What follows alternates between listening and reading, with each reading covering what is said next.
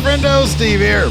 And Larson. And welcome back to Going In Raw, the only pro wrestling podcast you need to be listening to. Today we're talking all things AEW because we had a Dynamite last night on the road to, my goodness gracious, Collision, Forbidden Door, All In, All Out, you name it. We're on the road to it in AEW. Also, we've got some news on Mercedes Mone possibly heading to AEW.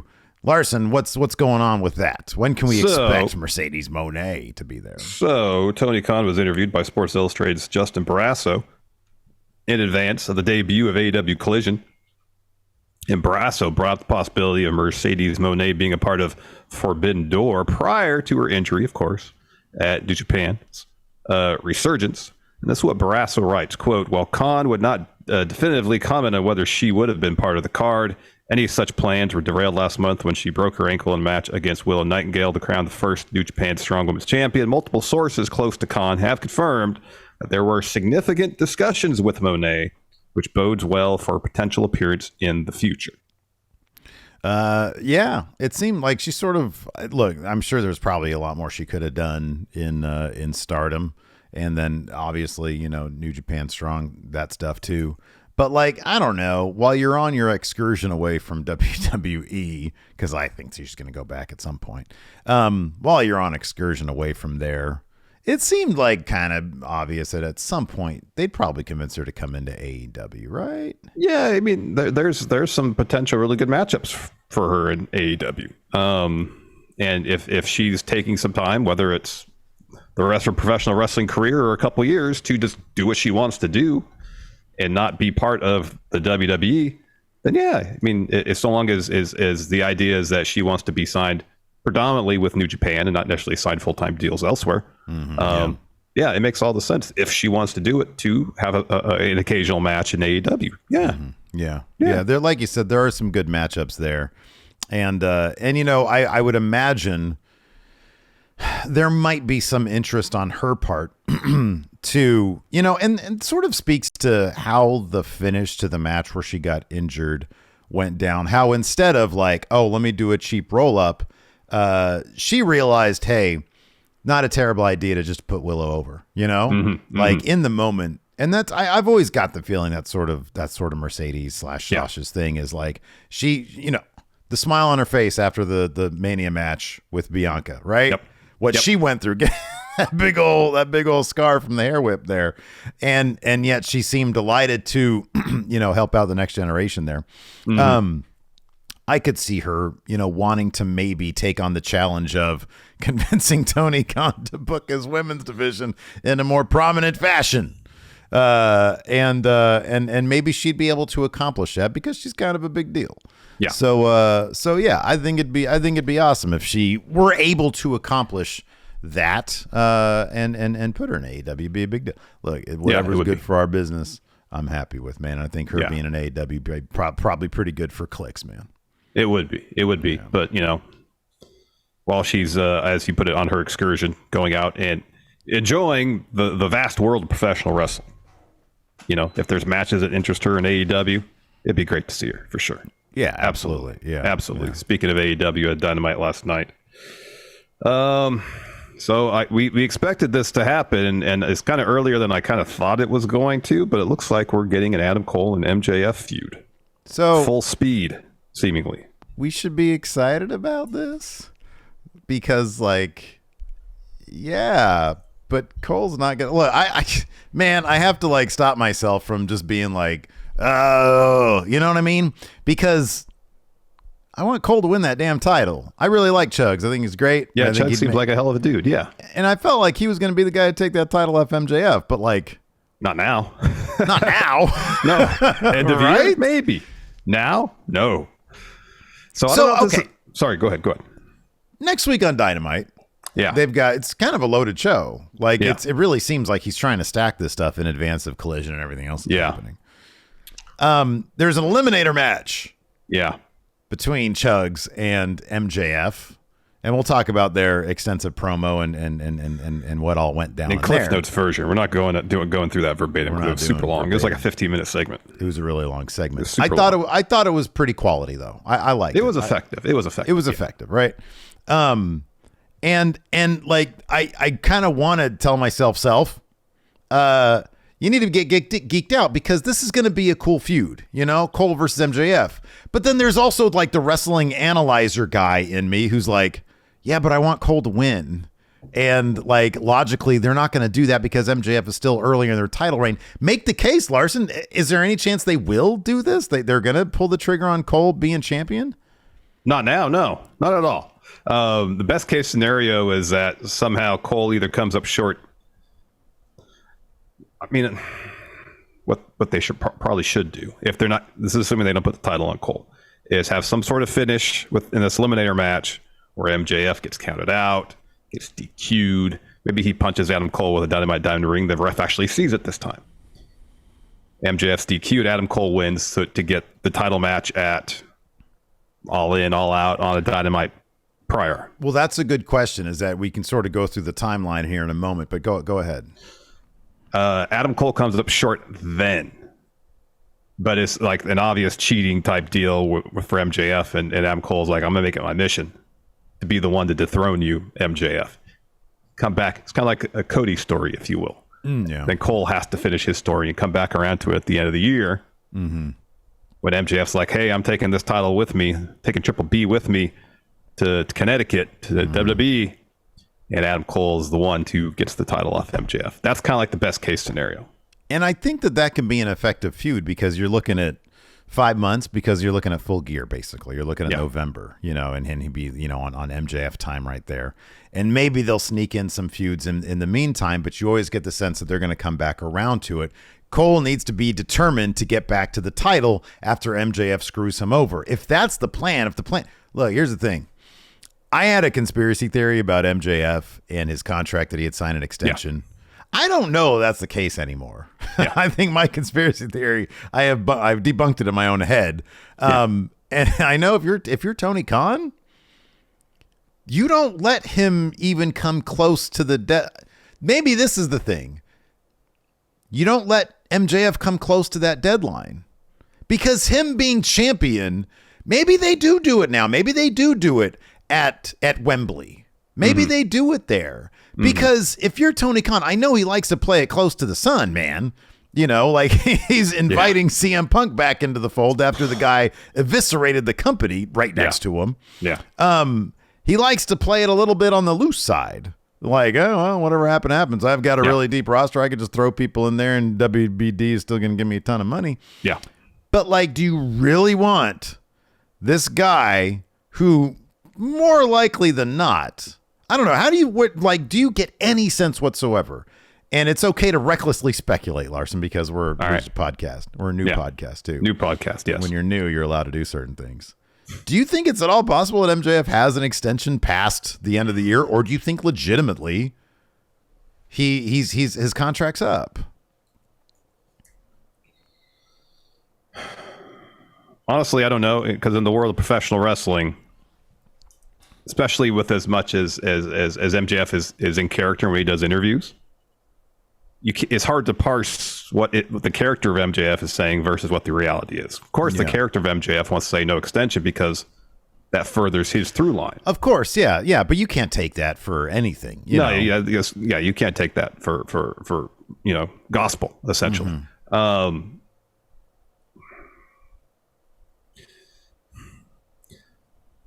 On one hand, with Tony Khan coming from the world of sports, it is not unheard of, but highly unusual for a player to renegotiate their deal and not get years added onto it. Mm-hmm. Yeah, sure. Yeah. On the other hand, there was rumors that after MJF signed his initial deal, he did get a bump up. Yeah. So in that sense, the precedent to a degree has been set where Tony Khan will give someone a raise essentially without adding more time to the contract. Mm-hmm. Yeah. So I'd love to recklessly speculate, but it's hard to with zero. I know evidence, without any information. Any information. Everything MJF has said, no extension. Yeah. Again, but do you take him at his word, because he's often like 95% of the time in character when he says that stuff. Mm-hmm. Yeah. Yeah. Yeah. So I don't know. I don't know. I mean, I don't know if they're going to do a whole angle. I didn't answer your question whatsoever. No, that's fine. You analyzed it as much as you possibly could because you're right. There's no evidence. Like, we don't know. I just, back when I figured that, I was like, okay, well, he got a big bump. And they probably came to terms on a deal, maybe like a 2-year extension or something like that. That was just sort of my internal thoughts because it just sort of makes sense. Like I said, in sports, sort of it's unheard of for that to happen, for somebody to just give somebody a raise. It's highly unusual. It's highly unusual. Exactly. Usually they tear up the old deal and essentially sign a brand new one. Usually. Right. Yeah. But there are a bunch of big events coming up, and Adam Cole is a big deal coming back, on his return. They've treated him like a big deal. And this is a feud that we haven't seen before that a lot of people do want to see and that you want to do. Adam Cole is, the seemingly, and I believe him when he talks about this on the All Access, even though I know that's like totally like a lot of that stuff is fabricated. But I do actually believe that his injuries were severe. Like what he went through, the 2 concussions, you can't not believe. Like that's real stuff. Yeah. And so maybe there's a thought of, I don't know how much time he's got, but it's not going to be another 10 years, or you can't bank on it being 10 years. And so this is the kind of thing that can be hot right now. It's something people want to see. And, we'll give a bunch of wonk finishes. I don't know how Tony Khan books this stuff because seemingly it doesn't seem to be like super far out in advance. No. There's going to be a lot of follow through and a lot of things. Get to that in a little bit. Yeah. Let's talk the main event of Collision. So we knew Phil was going to be on the show. We knew that CM Punk, FTR, they're buddies. FTR is going to be on Collision as well. Tony Khan, with no build whatsoever, has just announced the main event for Collision. And it's going to be is CM FTR? Is that what they're going by? Yeah, CM FTR. Punk and FTR taking on Jay White, Juice Robinson. Rock hard, going to take the and pin. New Bullet Club member Samoa Joe, right? Oh, dude, he's totally joining Bullet Club Gold. Sorry, Bullet Club Gold. He would fit. Yeah, let's not get that. This is the franchise, or is this the bootleg? I don't know. I'm still not sure. I'm not sure. I'd like to think that it's a franchise situation. Larson, if you and I decided to try to get a Bullet Club franchise, what would our suffix be? What would our, qualifier be? Bullet Club Friendo, Bullet Club Raw. That sounds kind of cool, but it's also like, we're trying to get away from the going like on name. Bullet Club Shit Twins. Well, we want something advertiser friendly though. We have to learn our lesson. True. Sorry. Yeah. Bullet Club Cheeks. How about that? Good. It's the rival strip club. That's and good. Credit card. And credit card, yes. So yeah, Tony Khan seemed very pleased. He seems very pleased whenever he says CM Punk. He really does. He's so Samoa happy. Joe, Jay White, Juice Robinson, FTR, CM Punk. CM Punk. He like smiles. He gets so happy when he says He CM does Punk's get name. his eyes get all wide like it's Christmas. So happy. Yeah. So yeah, that's the big main event. It's what Fightful Select had reported on, and they got a good track record. So cool. Hopefully this will get the good residents of Regina to move some tickets. Well, that match isn't happening in Regina. It's happening in Chicago. Well, no, I'm just saying, buzz about Collision. Regina's going to get the main event of Dax Harwood versus Juice Robinson. No, not Regina. Yes. They get stuck with Dax versus Juice. Oh, no. With an appearance by CM Punk on the Tron. Yes, exactly. A Tron promo. They get a Tron promo. Oh, my goodness. Too much. All right, let's talk about this. So, to open the show, we had Orange Cassidy defend the international title against Swerve Strickland. Yeah, right. Of course, they've been telling the story with Orange Cassidy that he's wearing himself out with all these defenses. Like his entire back had the kinesiology tape on it. On his neck, his back, all up and down his spine. He's beat the shit. And yet he finds a way to beat Swerve without any sort of outside interference. In fact, thwarting Swerve's dude, Prince Nana there, yeah. Yes. So, and it was later announced that we're going to get Mogul affiliates, Swerve, Gates of Agony, taking on Orange, Darby Allin, Sting, and almost like it's just kind of tacked on at the end, Keith Lee, who is a person Swerve is supposed to be feuding with since November of last year, yet they haven't had a singles match yet. Not a singles match. And here's the thing. Yeah. What I find frustrating, it's a lot I find frustrating about this. Yeah.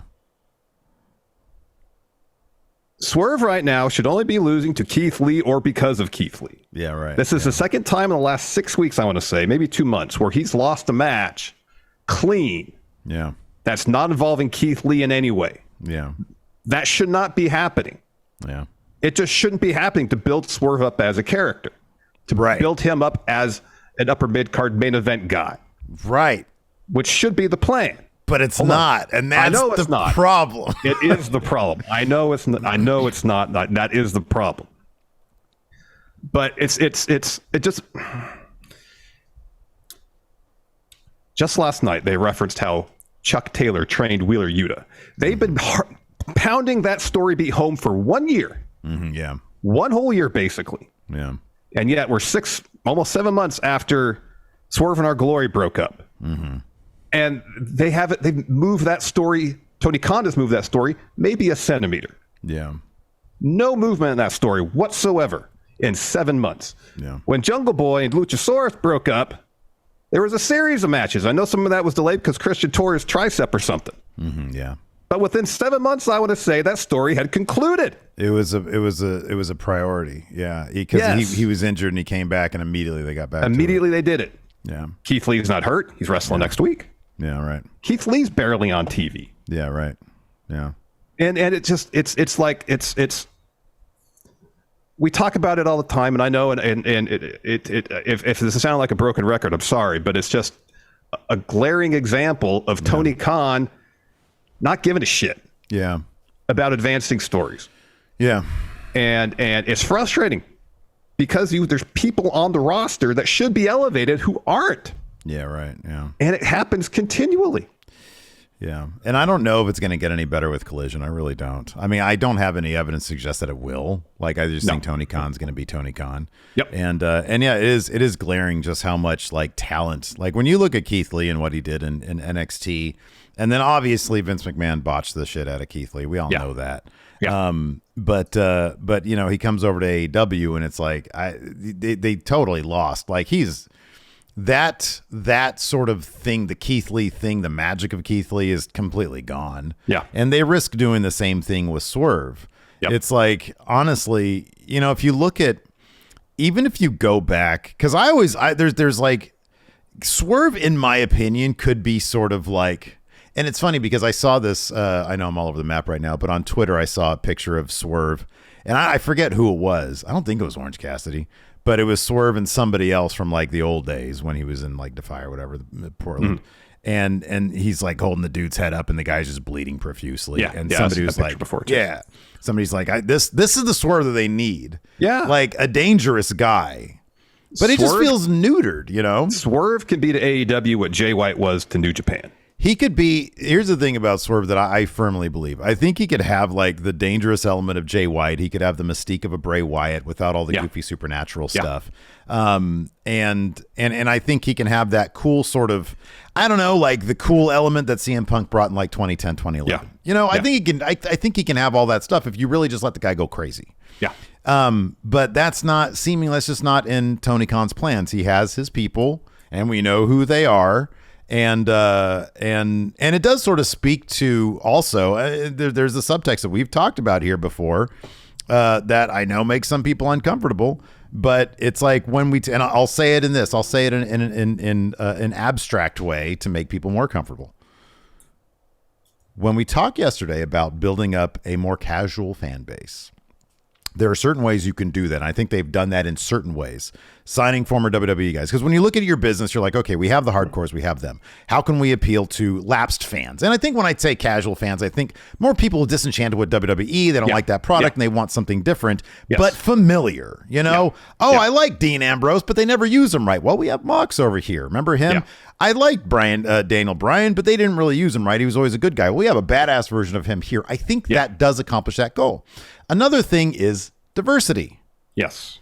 When all the people you push look a certain way And a lot of the people who you keep down don't look a certain way. That is closing off a demographic. And that's one thing we did say yesterday is demographically speaking, they need to expand. Yes. If you want to grow, you need to do that. And that's why it's so disconcerting when people of a certain demographic who look a certain way don't get pushed. And this is where we're at right now. And it's like, what the talent is there. Like we've seen it. We know it's there. Why aren't you making the most of it? Exactly. Along that same line of thought, and I'm going to say this is no disrespect to Chris Statlander. She's great. Mm-hmm. Yeah.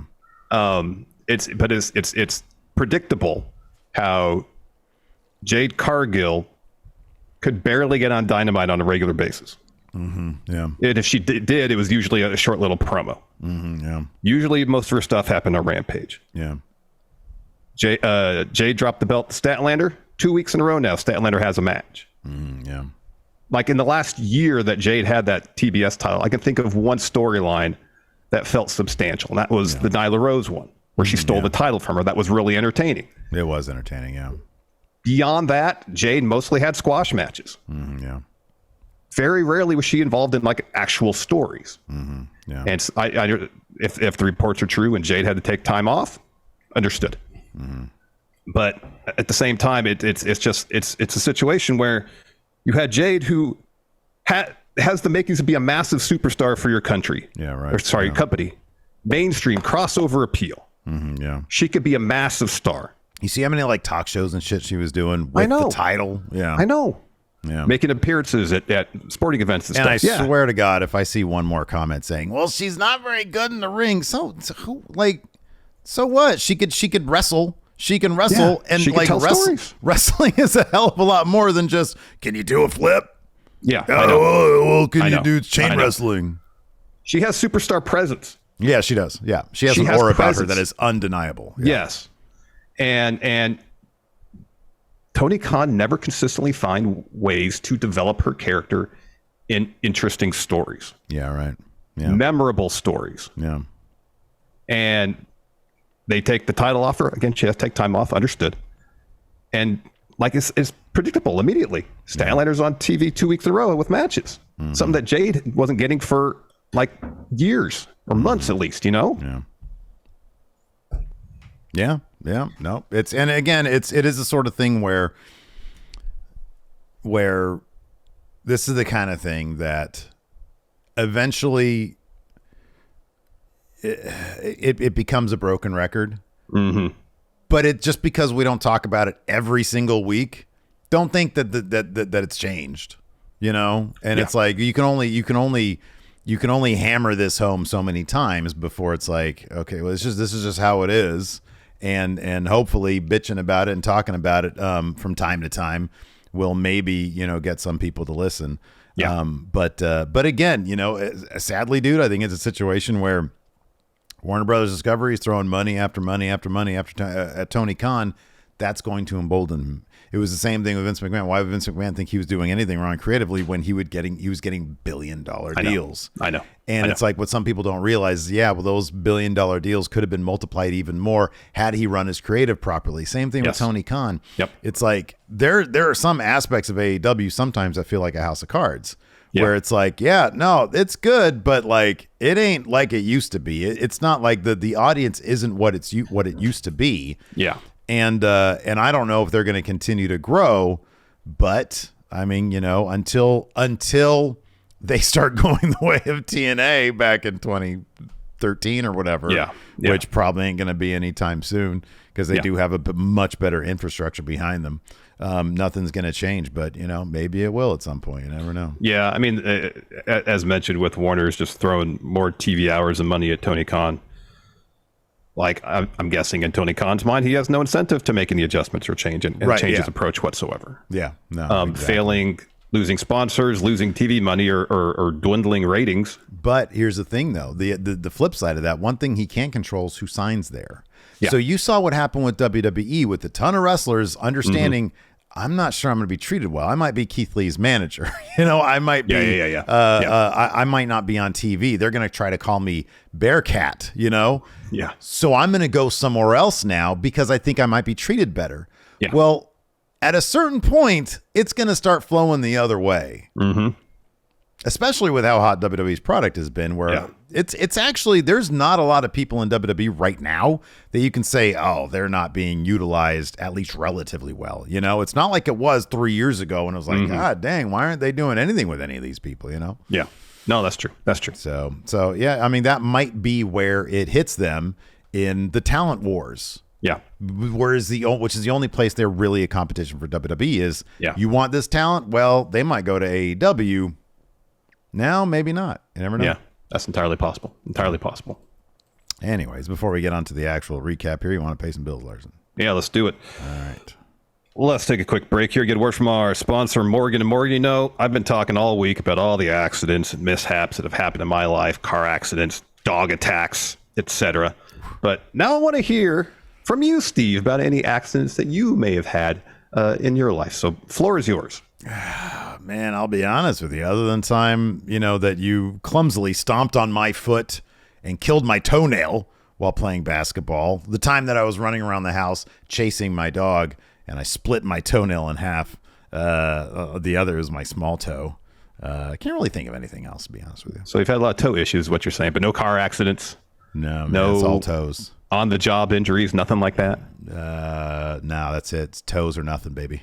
That's it. Well, consider yourself lucky, Steve. I mean, I've been lucky that I haven't been seriously injured due to any of my accidents, but the point is that accidents can and do happen, and you can be injured because of those accidents when you least expect it.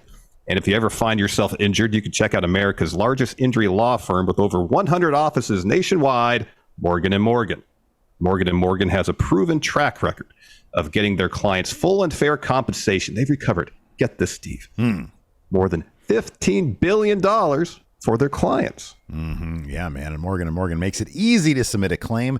It's more like ordering takeout than hiring a lawyer. In 8 clicks or less, you can submit your claim, and you can do it without having to leave your couch. So if you're ever injured, you can check out Morgan & Morgan. Their fee is free unless they win. For more information, go to forthepeople.com/raw or dial pound law, that's pound 529, from your cell phone. That's forthepeople.com/raw or pound law, pound 529 from your cell. This is a paid advertisement. Yeah, one of my toe right now, I've got like my big toe. It's like it's nailless because for the second time in our basketball playing years, like 6 months ago, I jabbed it. Crossing me over, I guess. And that's what it was, probably. And yeah, so it's I don't have. There's like a big giant weird scab. Would you like to see it right now? I'd prefer not to. No.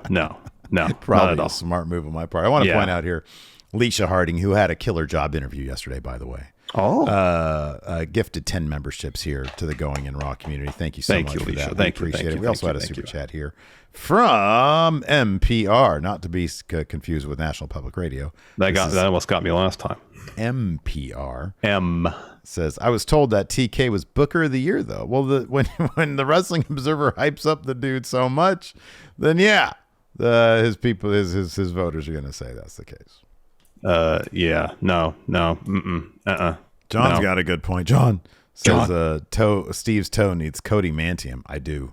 Yeah, you strongest need a titanium substance in the world. A titanium wrap for your toe. I do, absolutely. Alicia here also points super out, kick on that thing all I want to no effect. Right. I'll just cross you over. No problems. Alicia says, I heard Jade is revamping her character while she's away. Yeah, I think Fightful reported on that as well. Yeah. And hopefully when she cocomes back, they give her a big return and a massive push. I know. Yeah.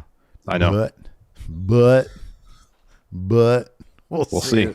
We'll see if that happens. Also want to point out real quick, we have bonus episodes of Going in Raw every single Friday.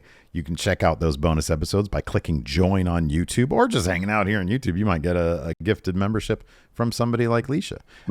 You can also check out the bonus episodes by going to the Patreon, patreon.com/Stephen Larson. That's also, those places are where we have our question threads for the recap episodes. And of course, our special Wednesdays, Ask Going in Raw, where it's exclusively your questions. Yes. And you also get to participate in the big June predictions challenge. We have to discuss how Forbidden Door is going to play, because mere days after that. So I think Forbidden Door is going to be like an Advantage pay-per-view. Or we could do this. Sorry to interrupt. No, Don't it's all interrupt. good. We do Forbidden Door as a standard monthly prediction. Then Money in the Bank is the Advantage, because if you win Money in the Bank, you get the briefcase. And then at some point you could cash in briefcase for you do it how we used to do it when, like last year, where there's So Forbidden Door is the challenge. Is the and challenge. then- Money in okay. the Bank is where you don't have to use it at SummerSlam. You can use it whenever you want. Yeah, I like that. That's a great idea. And it could be the same thing where in the lunchbox you still have the little tabs of paper. It's loaded up, ready to go. 5 1s, 4 2s, 3 3s, 2 4s, 1 5, and 1 0. It's around here somewhere. Cash it in for Steve will pull a number out. That's how many extra points you got. Ooh, yeah. Very exciting stuff. Yeah, that's an exciting one. Like you said, it kicked off with Orange Cassidy versus Swerve Strickland. And like you said, Orange Cassidy, once again, goes over here. It was a fun match, though. I mean, it was a really good match. Yeah, it was a really good match. Yeah, yeah. Swerve looked great in it. Orange Cassidy looked great in it. Look, I like Orange Cassidy and everything. I just kind of feel it's time for a change, and I'd love Swerve to be the guy to get that title next. Yeah. But I don't know. And if Swerve is going to lose, and have it affect his story as well, not just Orange Cassidy's story. I feel like Orange has done this finish before. We rolled somebody up with a handful of tights. Mm-hmm. Yeah. That's sort of like the thing now, is like he's got to. Because, I mean, and you could say, yeah, so he's not a pushover, because just before that, Swerve rolled him up with a handful of tights. Yeah. And so Orange Cassidy just sort of the same thing. Yeah. So, yeah, I'm cool with that. It's just like Swerve would have been the perfect guy to take advantage of an Orange Cassidy who's super beat up.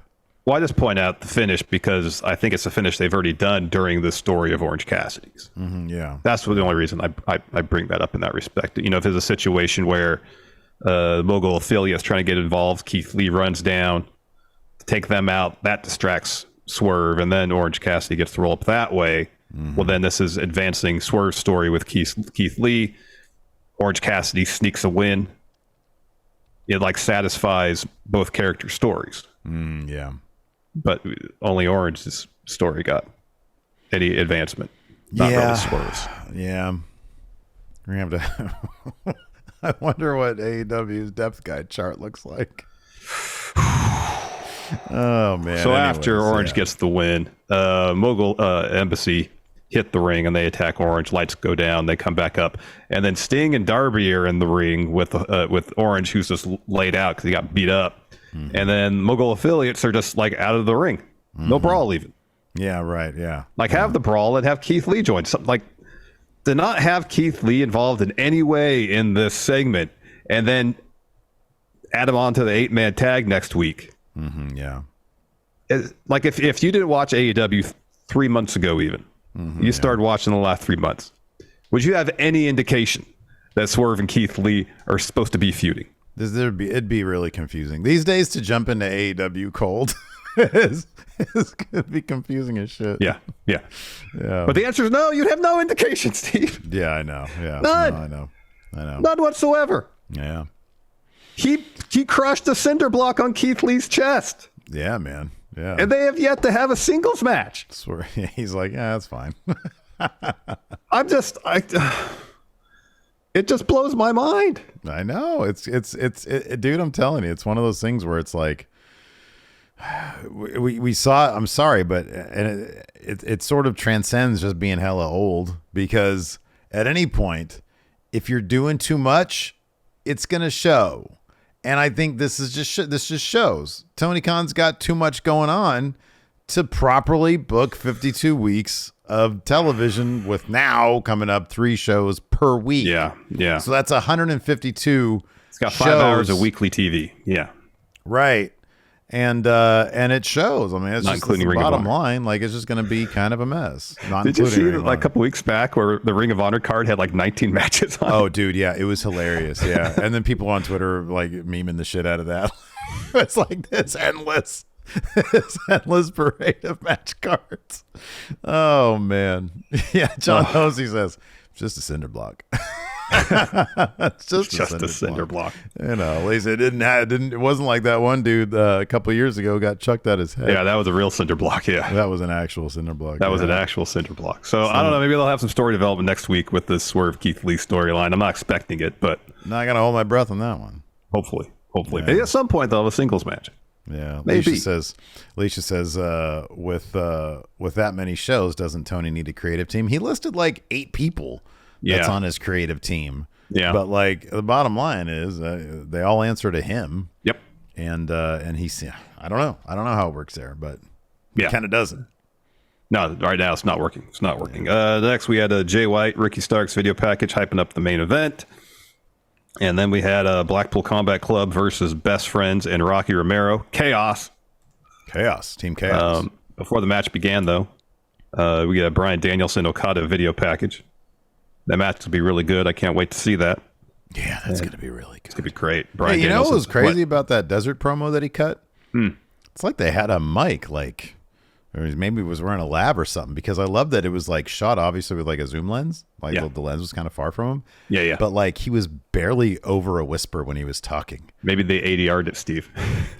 I kind of felt that, to be honest with you. When I saw that, I was like, did they go out there without a freaking one of those big fluffy things? What are they called? The windscreens. Yeah. There's another name. It's like a cat or something. It's a weird name. Yeah. Because it's did they go out there with just like a naked mic, and it's like he's like, I'm going to touch it from Forbidden Door. Maybe these guys ADR the whole thing. Did you, when you saw that, did you think it was ADR? Because I kind of did. It was I did too. Really well done, though. It was, because it seemed mostly in sync. Real? Okay, yeah. Just, I watch stuff on my laptop here, and I don't know if it holds sync perfectly. But I thought, especially when it was cut up for that video package, just little bits of it. Because I was like, something's a little bit out of sync. If you just watch, you adjust. Yeah, sure, yeah. Your brain to a degree. Adjusts to it. I mean, if it's wildly out of sync, you won't. But if it's just a little bit off, anyways. Yeah. I doubt it was ADR'd, but you never know. He kind of sounded like he's inside of a room, which is why I was really good. I was like, boy, that is crisp audio for being outside. I mean, look, it's just, we went to stupid film school, so like we pay attention to that shit. But it's like, I want to watch it again to see if there's any ambient tone. Like they put any like hawks crying in the distance. Are there any motorcycles? Coyote howls, any of this stuff. Yeah, that's what that's the tell right there. Maybe, or someone's just really good at their audio editing. I don't know. Yeah. Anyways, of course, Blackpool Combat Club gets the win over Chaos here. Yuta gives Chuck a bunch of elbows. Mox transitions to a rear choke. Rocky taps out. Yeah. So yeah, hats off to Best Friends in Rocky for taking the attack to Blackpool Combat Club to start the match, especially with Chuck throwing a chair at Mox's head. Yeah. That was a sound strategy. It was all for naught. But again, for a year now, they keep on pounding that story beat of Yuta being trained by Best Friends. It's like, okay, I get it. Mm-hmm. Yeah, I get it. Yeah, I understand. After that, we had Hangman and the Young Bucks promo. Hangman's like, Blackpool Combat Club, great match. Didn't see it, but it sounded great. Forgive me if I'm being sentimental, but next week we're in Washington, D.C., the place where Dynamite began. Speaking of beginning, if you thought Anarchy in the arena was the end of us, I assure you it was only the beginning. We're here to make a challenge to you three next week. Can you do it without Brian? Can you do it without Takeshita? The choice is yours. And then back in commentary, Danielson's like, yes, sounds good. The Blackpool Combat Club is going to end the Hung Bucks next week. Yeah. Then we get a Kenny Omega, Will Ospreay video package, hyping up their match at Forbidden Door. And then we get MJF. He comes to the ring. And I'll try to paraphrase this as much as I can. He said he was contractually obligated to show up in Colorado. And he pretty much says, I'm kind of bored around here. There's no one back. There's no competition for me in this company anymore. No one's on the level of devil. Here comes Adam Cole, baby. It's all about the boom. So here comes Adam Cole. Comes out. But before he's able to do his big Adam Cole, baby thing, MJF cuts the music. And then he goes on a really long thing. I'll sort of bullet point this. He claims that he is a huge fan of Adam Cole. He says, when CM Punk up and left me when I was a kid, I thought my fandom of pro wrestling was over. Then I saw Ring of Honor. He's like, I'm not going to lie. I thought it sucked. He said, it had a bunch of indie jabronis who had no business being on my TV. And it's just as I was about to change the channel, I see Adam Cole. I was instantly hooked. And when I started training to be a pro wrestler, I got as much of your tape as I can get my hands on. I watched you in CZW where you won gold. I watched you go to every top indie, become the hottest free agent. I watched you go to Florida and shock the system. You were Shawn Michaels' hand-picked guy. You were so good, you became the greatest world champion in the history of that company. And that is undisputed. He said, so I followed your footsteps. I went to CZW where I won gold. I became a name on the indies, and then I signed here in AEW. And deep down in my heart, I knew one day you'd make the jump and we'd have the rivalry of a lifetime. But then, and he looks Adam Cole up and down, he says, this guy showed up. What happened to you? You used to be the Panama Playboy. Now you're the Panama Game Boy. You sit behind your computer playing Twitch, hiding from the sun. He says, meanwhile, Britt keeps leaving the house with your balls firmly in your purse. He says, to make matters worse, didn't she used to have the body and physique of a world champion? He says, no offense, you're so frail, you make crack whores jealous. He says, you're not just hitting the same way you used to, and I see what people are saying online. They're saying it's not your fault. They say this company isn't showcasing you properly. And to those people, I say, you don't have a goddamn clue what you're talking about. This company has done, then he does the Adam Cole thing to Karrion Kross that he did. He says, this company has done everything it could to make you look cool. The lights, the music, the t-shirts, the big matches, the girl, your own reality show. You know what they do to make MJF cool? They ring the frickin' bell. He says, sound familiar? Greatest dog collar. He lists off his own accomplishments. Yeah. He says, I've beaten every top guy. All these people thought were on my level. What makes you think you're going to be any different? And then he talks about the online rumors of Adam Cole leaving WWE because Vince McMahon, who MJF says, I'm a big fan of that guy, didn't think you had top guy potential. He says, when I heard that, I thought he'd finally lost his marbles. How do you not see top guy in Adam Cole? But to be honest, bud, now that I'm standing eye to eye with you, I think Vince was right. And then Cole responds. Yeah, Cole responds, says that MJF's coming across like a social media troll. Asked why MJF's so obsessed with the people's relationships, and said maybe it's because you can't hold one of your own because your fiance left you. He calls MJF a world-class douchebag. Says, oh, my body, like I haven't heard that before. You know why you bring that up? Because of my body of work, the matches I've had, the interviews I've done, the world title reigns I've had. Max, get real. You can't touch me. If you want to go down that road, how about me and you both walk backstage? We both piss in a couple of cups. We'll see who's natural and who's not. I'll be honest with you. I like that line. Yeah. Because when MJF came back, he was yoked. Yeah, he's huge. he got huge. And if you go back and look at MJF in like 2019, 2020, he did not look the way he looks now. No. And I don't give a shit if he's all natural or not. I just really like the line. I thought it was good. Yeah. And then he says, basically, no one in the locker room respects you, Max, but everybody respects me. He says, I haven't always been, there's been times where I've been a bad guy, but everybody back there respects my work. He respects Adam Cole as a person. If you went back there and asked if anybody respects you, they laugh in your face. They think you're selfish, conceited, lazy, and you do the bare minimum, collect that paycheck and walk with that world title. I speak for me, for the locker room, and a lot of people here, no one respects you. So MJF is like, oh my goodness, he feigns, he's all sarcastic and stuff. He says, nobody respects me. He's like, how about I cry into all my money about it? He says, by the way, that's an awful lot of tough talk coming from Keith Lee's manager. Yeah. And everybody's like, oh, and so Cole responds, he says, oh, there it is. Of course you have to create a false narrative to hide from the fact that you're a coward of a champ. If you're a real champ, you'd tell me to shut my mouth and you'd fight me. But you're not doing that because you're a coward. I know I'm wasting my breath, so if you remember anything from our conversation, remember this. You won't fight me because I'm better than you, and they know it. And so that, of course, raises MJF's blood pressure. he says, wrestle any day of the week. I'll do that. And Cole says, attaboy, champ. Looks like we got ourselves, bitch. Yep. And it's booked officially next week, Eliminator bout. I thought the promo was fine. I thought it was good stuff. I did. Yeah. I thought that Cole responded really strongly. AEW, they do the thing where they will talk about what the dirt sheets, what the Fightful, what the Wrestling Observers talked about, and all the rumors and stuff like that. And I think it's fair ground because a lot of the people in attendance they read up on that stuff. I mean, you could tell from the reactions. Like, you get a big reaction with the AEW crowd doing that stuff. I didn't think it was like, oh my God, great. But I thought it was effective enough. It was. It did the job in building up tension between them. It took a bit of the Cena crowd because it was so dang long. It was long. They could have cut this in half and put another women's match on the card, maybe. But they didn't. Anyways, I don't. Assuming that Adam Cole somehow walks out of the Eliminator match next week as victor, as the winner. Are they going to wait till All In or All Out to do the title bout? They can just do that at Forbidden Door, maybe add, like they did last year, to the IWGP title bout, where they added was Okada, Jay White, Cole, and Hangman. I mean, that would be a good way to motivate taking it to, because that's what, by the time you do that, it's already July. Just about, yeah.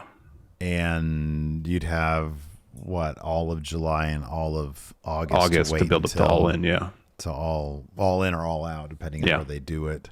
Yeah. I don't know. 8 weeks goes by pretty quick. They could get around it, I guess. They can. I mean, I was surprised that they were able to get enough story out of the Pillars feud to get that to Double or Nothing. Because what they could do is a Forbidden Door, do what you said, do a 4-way, and MJF is able to pin somebody who's not Adam Cole. He pins Ishii or someone like that. Yeah, exactly. Yeah. Goto. Although I think he's got a match. He might defend the tag titles, him and Yoshihashi. So they could do that, and then Adam Cole's like, well, you didn't beat me. Like, that's not my opportunity there. And then MJF makes him go through more trials of MJF. Yeah. Something like that. Yeah. Yep. Then we got the Hardys and Isaiah Cassidy backstage. Matt says, I invited a camera here because I want this documented. Everyone knows the original Hardy Party right here, but I'd like to introduce our newest member, Ethan Page. So Jeff Hardy welcomes Ethan and says, you use your ego now for good. Says I didn't get this line. A few weeks ago, you said you were the Mone event. I was hooked from Mone. Is that just because Jeff Hardy really likes Isaiah Cassidy doing the moaning? I guess so. I was hooked from Mone. Yeah, I don't know. So Matt then tells Ethan Page, you owe Isaiah Cassidy an apology. And at first, Ethan just goes, sorry. And Matt's like, no, you apologize to him like you mean it. And he goes, Isaiah, I'm sorry. And so Matt then tells him to shake Isaiah's hand. They do. And then Hardy says, I'm going to turn you, Ethan Page, into a quality human being, a better man. And then Isaiah Cassidy says, it's going to be a lot of fun. Yeah, this stuff should be fun. All the Firm and Hardy stuff has been pretty fun. It's been a lot of fun, yeah. Yeah. After that, we had Hook and Jungle Boy versus LFI, Dralistico, and Preston Vance. And oh man, Preston Vance really bled a ton. Oh man, that one punch with the chain around Hook's fist just busted him open. Goodness gracious, that dude bled a lot. It was everywhere, and blood makes every match better. As does Leisha Harding, who gifted 5 more memberships to the YouTube crowd. Thank you, Leisha. This match was all over the place, and it was a lot of fun. It was a ton of fun. Yeah, absolutely. Yeah. That exploder through the tables. Yeah, gnarly. Oh my goodness. Yeah, that was. Yeah, Vance took a couple rough bumps there, including that table spot. So in the end, though, Jungle Boy hits Dralistico with a DDT on the chair. Jose gets in the ring to break that up, and then rips off his shirt. Mm-hmm. You get to see how jacked Jose is. I love that, man. Jose cracks me up, dude. He is so great. So then he's posing, flexing. Hook sneaks up behind him, put him in red rum, and then Jungle Boy locks a snare trap on Dralistico, and Dralistico taps. Yeah. No, that was a lot of fun. That match was cool. And then that's when Tony Khan announces the first main event on Collision. Of course, Bullet Club Golden Samoa Joe against FTR and CM Punk. After that, we had this was fun. Konosuke Takeshita versus Damon Ace. Takeshita just beat the shit out of this poor guy. Yeah, he did. Yeah, so then after the match, it was quick, obviously. Takeshita won. Takeshita won. Cal's got on the mic. He says, I've got something to say, and unlike last week, I will be heard. Of course, the crowd boos the shit out of him. Takeshita cuts a quick promo on Kenny in Japanese, and Callis says, "You may not want to hear it, but I'm here to tell you the truth about Kenny Omega. Everything Kenny has in his life is because of me. This is all Kenny's fault. Everything the Elite has is because of me. Kenny beat Will Ospreay because of me. Kenny Omega's been like a cancer in my body, and what do you do with cancer? You cut it out. Me and my family are going to cut the Elite out of this company for good." Just want to know if there's more to his family, or if it's just him and Takeshita. Yeah, I don't know. I guess remains to be seen. Remains to be seen. Yeah. Then we got Alex Marvez outside of Christian's locker room trying to get an interview. So eventually you hear a commotion inside. So eventually Christian comes out and Marvez is like, "Hey, what's going on in there?" And Christian just says, "A double or nothing, Arn Anderson, you cost me the TNT title. I was standing at the top of the ladder with that title in my hands. And you tipped me off into the waiting arms of Wardlow. I am the uncrowned TNT champion. Arn Anderson, you took something from me, so now it's time I take something from you." So then Christian bangs on the locker room door, and Luchasaurus opens, but not enough to see what's going on inside. And then Christian says, "By the way, your son Brock got you a very nice early Father's Day present." And then Christian motions to Luchasaurus to leave. Luchasaurus exits the locker room, leaves the door open. Inside, it's Brock Anderson, beaten up, bleeding. Oh, yeah. So what was the present? I don't know. Brock got his dad. Was there a new watch somewhere that maybe Christian's like, "Oh, I like this," put it on himself and left? I don't know. Himself, yeah, it took off. Like, wow, this is nice. This is a good present. Yeah, there's some Omaha steaks, maybe. Oh, maybe Brock got his dad a new sweatsuit. Yeah, oh, that could be. Yeah, so he loves his Adidas sweatsuits. Yeah, that could be. After that, we had Chris Statlander versus Anna Jas. Daddy Magic had the David Putty 8-ball jacket. That was great. That was great. That was all sides awesome. Point to yes. That's right. All sides point to yes. That's right. That's right. This was a fun match. Yeah, it was fun stuff. Chris Statlander is an outstanding wrestler. Anna Jay is really good too. Statlander, of course, gets the win.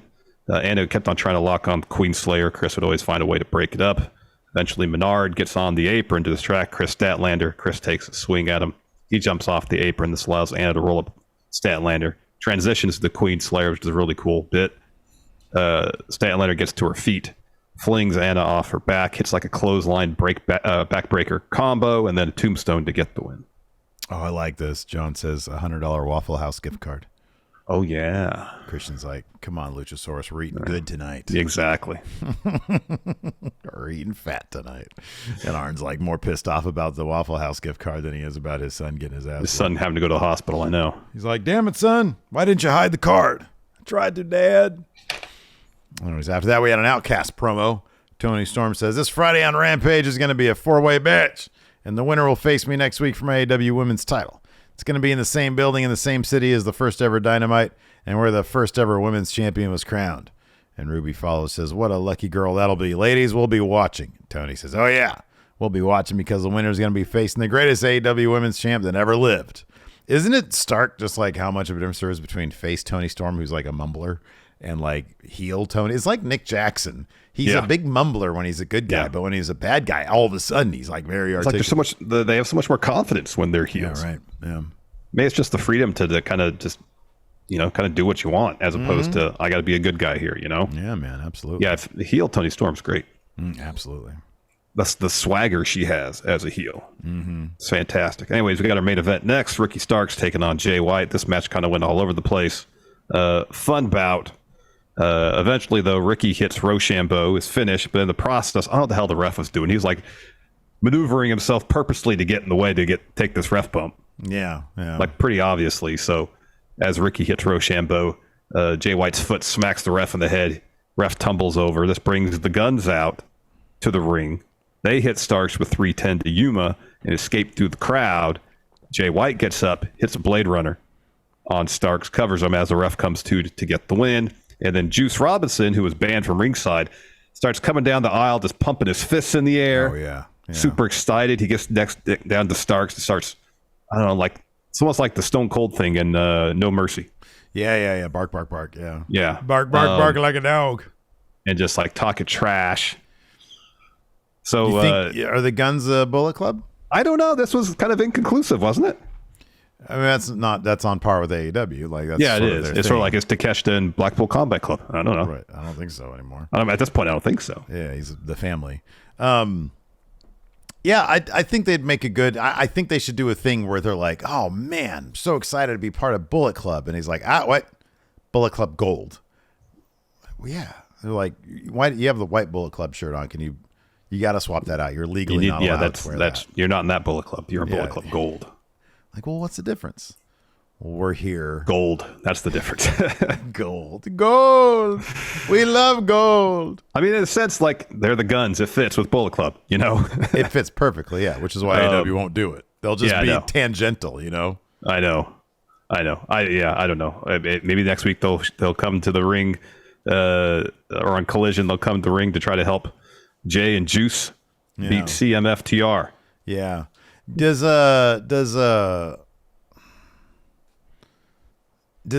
New Japan, does like Gato get to say, does he get clearance? I remember Scott D'Amore once said, I think it was Scott D'Amore, somebody said like they kind of don't give a shit. Like they're like you could just do whatever you want with Bullet Club.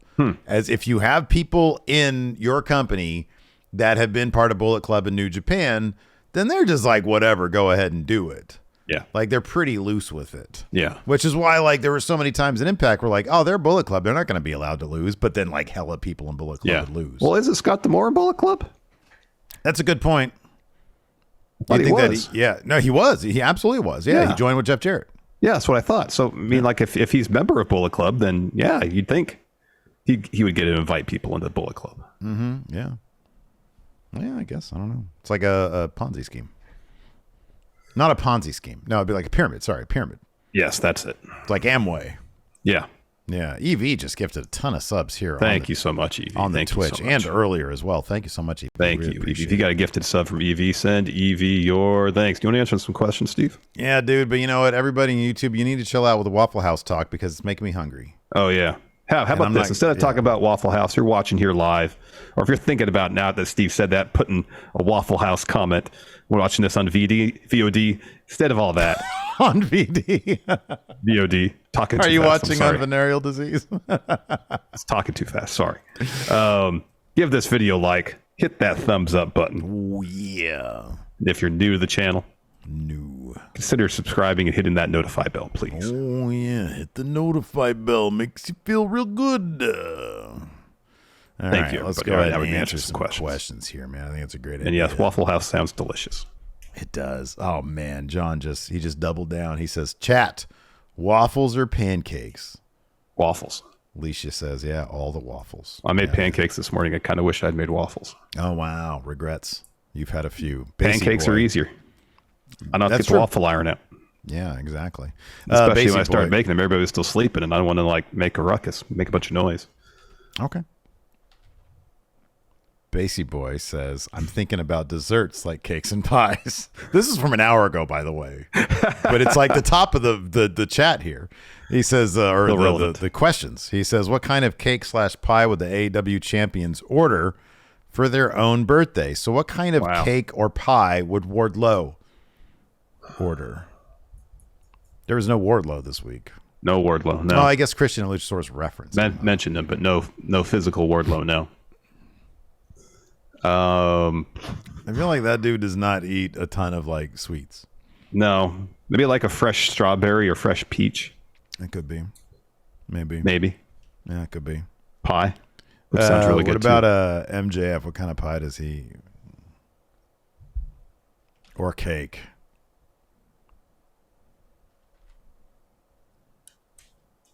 I feel like this isn't the wealth of comedy that it should be, like the fast food question where you call the OC Burger King. Yeah. I don't know why that's so damn funny. All right, we're skipping that one. Yeah, we'll skip that one. Good Brother Figs says, Friendo meetup plan for Mania 40 in Philadelphia. I don't think we're going to be there, but I mean, as fun as it sounds like it would be.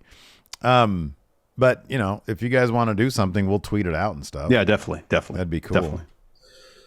Just a Hippo here asked, driving home from a wrestling show and you are hungry. Oh my God. The only restaurants along the way are Wiener Schnitzel or Burger King. Where are you stopping? Oh, Burger King. Yeah.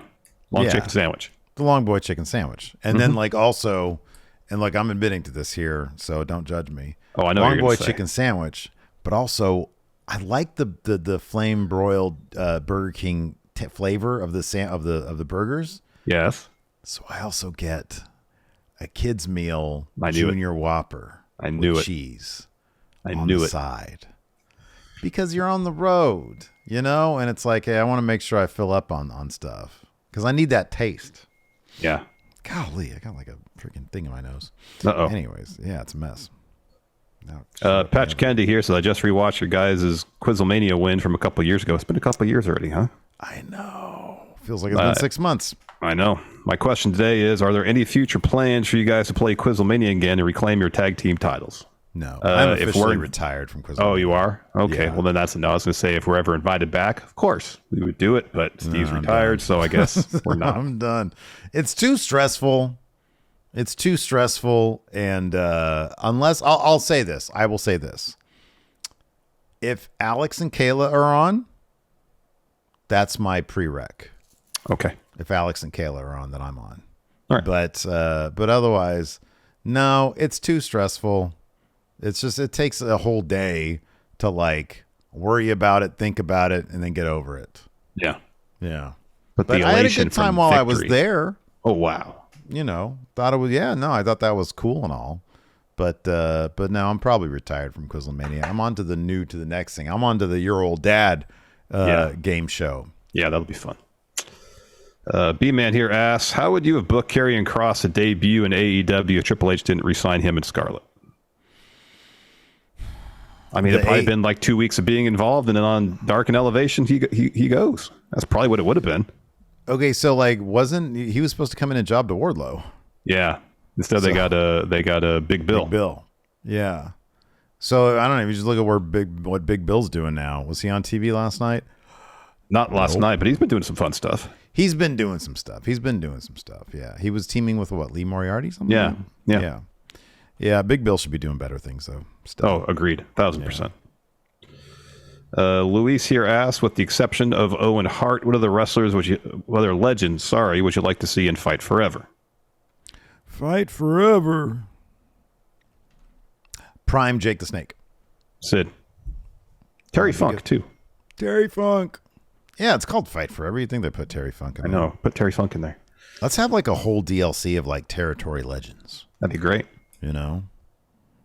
That would be great. Yeah. Who is this here? John asks, always been a big James and Elise Willems and Bruce Green fan. Any plans to collaborate with them? Not really. They're friends though, and we love them. They're awesome. They're doing they're all doing their thing. If they ever approached us and was like, hey, you guys want to do something? We'd be down to listen, but we have no plans right now. Yeah, nothing in the works now. Alex Washington asked if you guys could bring 4 wrestlers from WWE and AEW to ACW, who would they be? Who from AEW would we bring to Action Coast? Number 1, Samoa Joe. Yeah. I'd bring Joe over. Why not Phil? I feel like, I don't know, man. Just seems like too much. Well, at least for one night only. Seems like it's too much, dude. I don't disagree. Have like demands and stuff. I just want chill people. I like the chill vibe of Action Coast. Yeah. What about Orange Cassidy? That's his whole character is chill. Yeah, I do. Oh, are you kidding me? For the YouTube views, put him on Surge. Boom, done. Yes. Yeah. Yes. Oh yeah, absolutely. So Joe, Orange Cassidy, Swerve Strickland, and I don't know, like Tony Storm. Oh, Vikingo. Oh my gosh, yeah, that'd be great. Yeah, Tony Storm, good. What about from WWE? From WWE? Yeah. Becky Lynch. The Tribal Chief. Yeah. Roman Reigns. Yeah. Yeah, Roman, Becky, Seth. Yeah. And Bianca. Come on. Good. Good. Great answers. Great answers. Yeah, Von Wagner. Oh no, we dropped the Twitch stream again. All right, I'll take care of it. Really? All right. Yeah, man. Oh boy. At least over here on my end it did. Oh yeah, getting some F's in chat here. Dr. Howie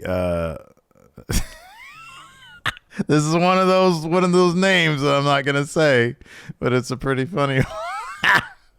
Anyway, it says who should dethrone MJF and should it be sooner rather than later?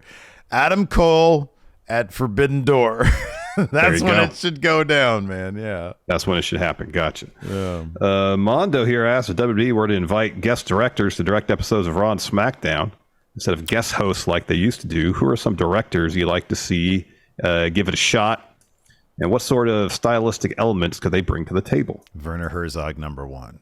Yeah, he likes the WrestleMania. So yeah, you bring him in. It's like he comes into AEW and they're like, okay, so you're gonna direct this episode. Yes, it's going to be a themed episode, and we're going to call it All Elite WrestleMania. And there you go. Ooh, we can't do that. In my contract, it says I have final cut. He has creative control. Yeah, he does, exactly. All right, I got to deal with lawsuits then. Let's do David Fincher, a procedural. Great. Awesome. Perfect. A wrestling procedural. Yeah, I like that. I mean, dude, obviously my dude, Paul Thomas Anderson. Mm-hmm. That'd be great. The Coen brothers. Oh, my God. Yeah, that'd be great. Yeah, that'd be great. How about AI does Orson Welles does AEW? Oh, wow. Yeah. We're gonna be able to do that like 10 years, be like, AI, I want you to make a Star Wars film, but directed by Orson Welles. I know. Starring Orson Welles as well. And it's gonna make it. I know.